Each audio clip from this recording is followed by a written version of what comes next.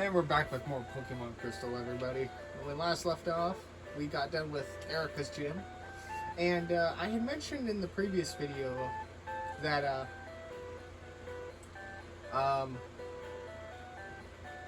psychic types. I'd rather just use Arcanine, to be honest. Actually, no, wait, we have, we have fighting types first, right? With the dojo? Yeah.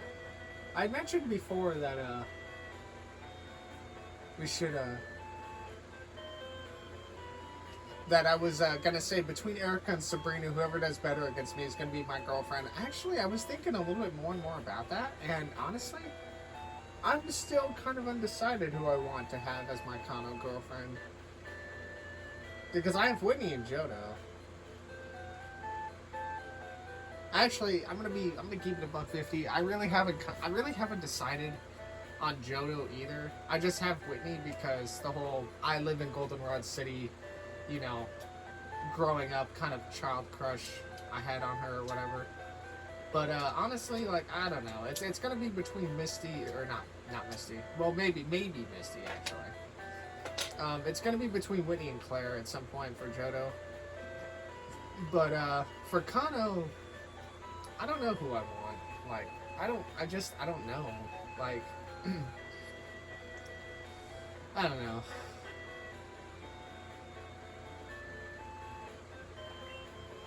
Hello. Karate King, the fighting dojo's master, is in a cave in Johto for training. Oh. Enemies on every side. What goes around comes around. Focus man. So the dojo gym is not even here. That sucks. I went to the gym room for adults. Turns out I stumbled into the unused gym next door. Boy, I was pretty embarrassed. Yeah. Huh. Well, let's go into this. Alright, now, I don't really have anything for psychic types, but I'm gonna send out...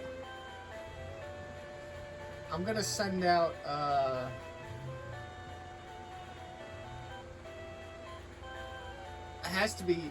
I guess I could send out Everblades.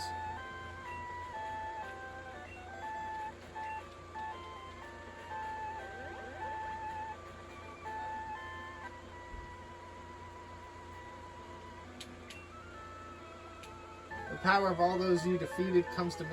Okay, cool, man. Medium Rebecca.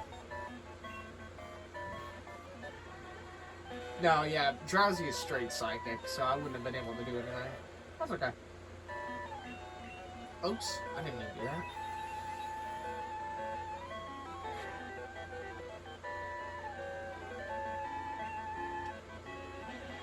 Oh, you're a little bastard. You are a little bastard. Why do you do this?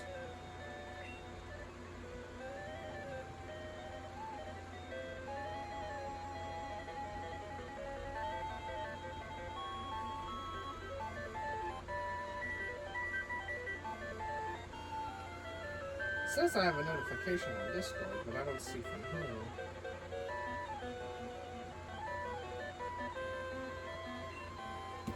Alright, well...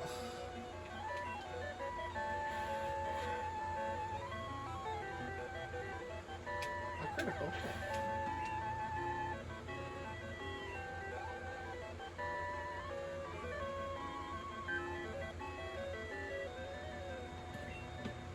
Hypno.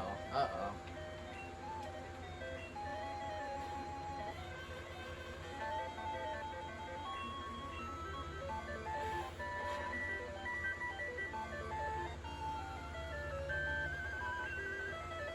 Ow.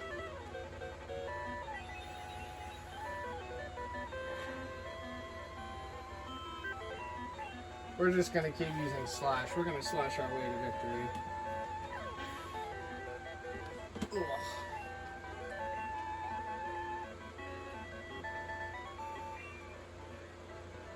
Strong. Far too strong, yes. Now, I don't believe I have an antidote, but I think I have a full heal on there. Yep. Nice. Hell yeah. Howdy. Psychic power is the power of your soul. Maybe. I used to be a psychic type trainer. In fact, that's all I was. When I was younger, I was strictly psychic types. Not strictly, obviously, because you obviously need different types of Pokemon. I couldn't just be a psychic type trainer. But I relied all the way up to Gen 3 and Hoenn. I relied heavily on psychic types. And I even like made sure to get psychic types in Gen 4 and Hoenn too. Or in Sinnoh, rather. And what kind of sparked all that was Gardevoir, actually. And I mean, aside from other reasons of why I'm fascinated with Gardevoir, she was actually the one back in Gen 3 that really opened my eyes to just how strong a psychic type Pokemon can be if trained correctly. And like that was kind of like the first kind of stepping stone for me at that point. Now obviously me being a psychic type trainer didn't last very long, because after I got done with Pokemon Diamond, my next Pokemon game was actually Omega Ruby for the 3DS, like 8 years later.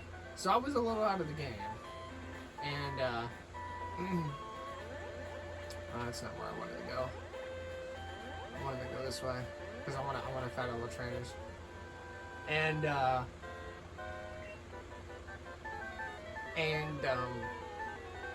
I slowly, in Omega Ruby, I was older. I would, you figure, so I was 14, 15 years old when I played Diamond, when I was really good at Pokemon Diamond, right? So now I'm 22 or 23 years old during Omega Ruby. So I have like, that's quite the age like gap of everything, right? So when I started Omega Ruby, I had to kind of like start over as far as like I had to find my identity again, because the trainer I used to be was not the same person I was like 8 years prior.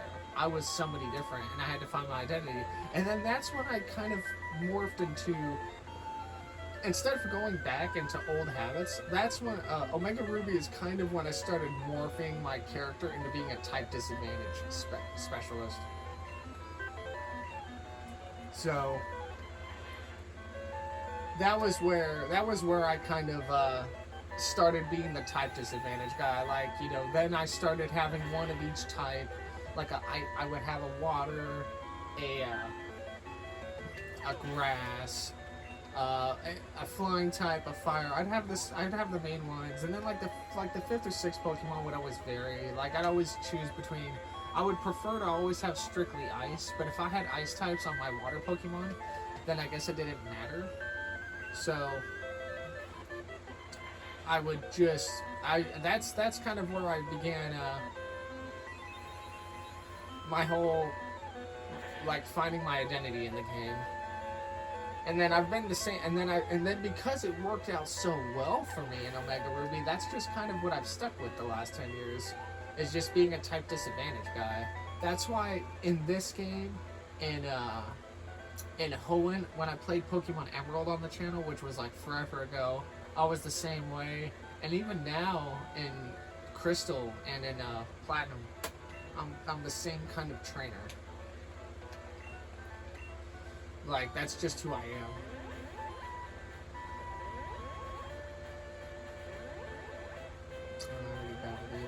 I don't think I battled you yet.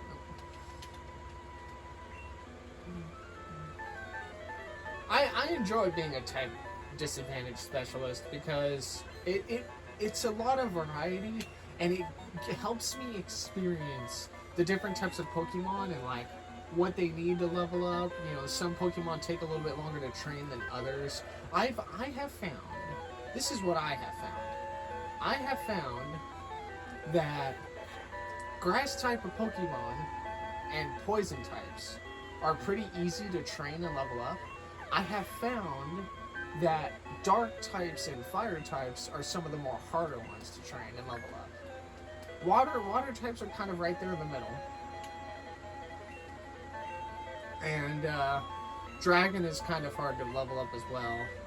The only dragon I've ever used for any reason has been Flygon in Holland. But Flygon's an amazing Pokemon. Like, you have to understand, Flygon is a ground type, right? It's a dragon. It has Levitate, which means it can't be affected by ground type moves. But, so that means Flygon can use Dig, and Earthquake will not affect it because it has Levitate, even though it's in the ground. I feel like that's kind of broken, but at the same time, it's what's it called? It's just taking advantage of the system, right? Like the type system and the moves and the abilities of certain Pokemon are flawed. So if you can learn, my specialty is learning how to flex that gray area. How much am I willing to step outside, like, you know, the good, like the rule zone, I guess, and to like make sure I win my Pokemon battles. And that's why I like using Flygon. Also, Flygon is just a really good Pokemon. But yeah, dragon types are pretty hard. Not hard to read, essentially, but like, what's it called? Not hard to read. What am I talking about?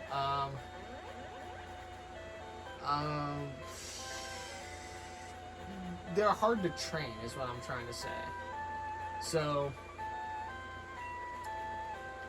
dragon types are hard to train. Poison types are easy, along with grass. Fighting types are kind of... I don't do a whole lot of fighting type Pokemon. I feel like I've never had to.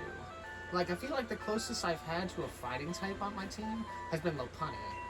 But other than that, like, I don't have a lot of experience with fighting type. I don't have a lot of experience with rock or steel. Rock, like I had said in a previous video, rock and steel, by the way, rock and steel types, they are like, if you main those types of Pokemon, good on you, dude. Because that is a very rocky slope to even like try. I could never do it. I'd lose all the time. And I feel like, rock I feel like is a little bit better than steel, because at least with rock you have some like advantages. Like, you're good against fire, you're good against flying. But with steel kind of is good against rock, and then I think good against poison, right? I think is what steel is good against. I don't know if steel is good against flying or not, but maybe it is. I wouldn't know. But yeah, ground type I feel like is a good,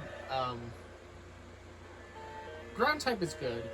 I have experience with ground type for sure.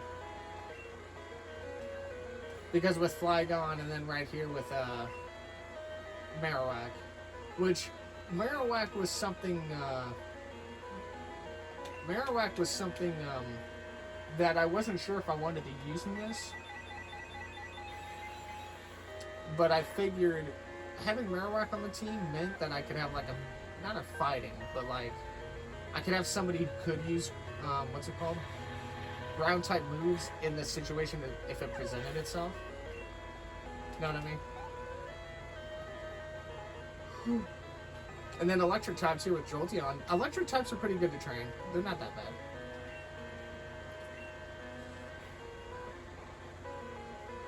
They level up pretty fast. I'd say electric types level up faster than fire, for sure.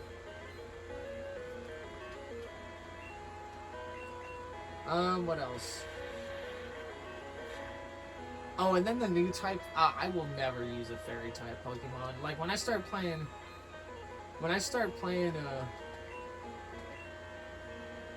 what's it called? When I start playing the newer games, I'm not going to use fairy types. I don't like fairy types. I don't think fairy is a type that should have been allowed in the game. I just think I think fairy type is stupid.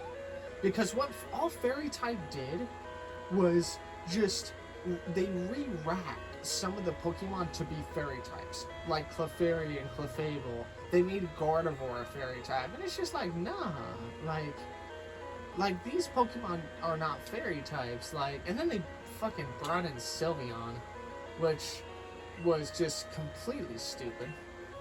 They gave an Eevee version of a fairy type right off the rip, when the other 17 types that were available prior, when we could have gotten a ghost type Eevee, a poison type Eevee. Like, I would have thought for sure we would have, like, but instead we get a fairy type with Sylveon, and I don't know. That's my whole gripe. That's my gripe with fairy types. I don't like using them. I don't like using them. I probably never will use one. I have no, like, I have no reason to even try and use a fairy type. I think I'd rather retire from Pokemon than use a fairy type Pokemon. Technically, I am retired. I'm, what's it called? I'm only back in the game because I'm playing. But other than that, yeah, I'm only back in the game because, I want to be. I want to be, and I want to record and everything like that. And I'm able to, also, I do want to get into Unova at some point. I want to get into Unova because I didn't play Unova. I stopped, like, a long ass time ago when it came to Unova. Which was weird because Black and White came out in, I think, what, 2010, 2011? And I didn't play Black and White. My sister did, but I went from Pokemon Diamond to Omega Ruby, so like I didn't play Black and White.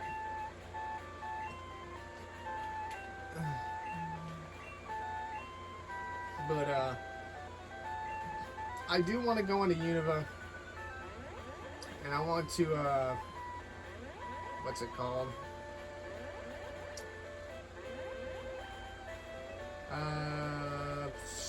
Yeah, I want to go into Unova. I want to learn the region.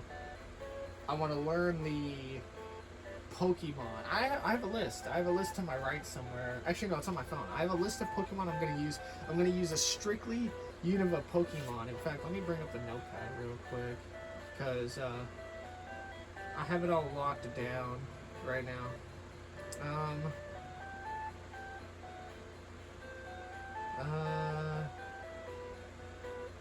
Gen 5 lineup. Yeah, here we go. I'm going to have Substrika, Swanna, Sawsbuck, Chandelier, Crocodile, and Beartick. And those are going to be my Pokemon. And as of right now, I don't have any substitutes. So that should be fun. But I'm not going to be playing Black and White until probably next year, because after I get done with Crystal, at some point I'm going to have to finish Platinum, and then I'll move into Unova and everything like that. So that'll be fun.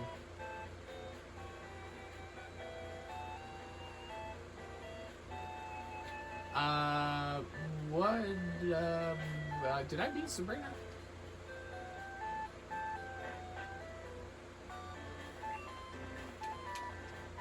Oh, I must have, because he says that was another fantastic battle. Wait, did I beat Sabrina? I must have. Was she hard? Did she, like, whoop my ass? I think Everglades... Well, he faded because he was on low health, but...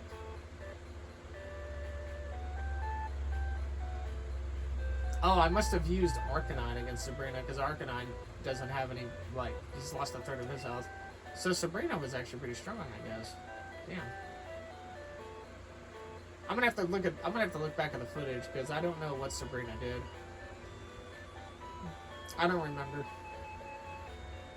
I think the Pokemon is down here. Yeah. I don't remember. So did Sabrina fight me better than Erica, or? I mean, I can't really. I mean, if Sabrina had stronger Pokemon, then I guess that's not fair to Erica.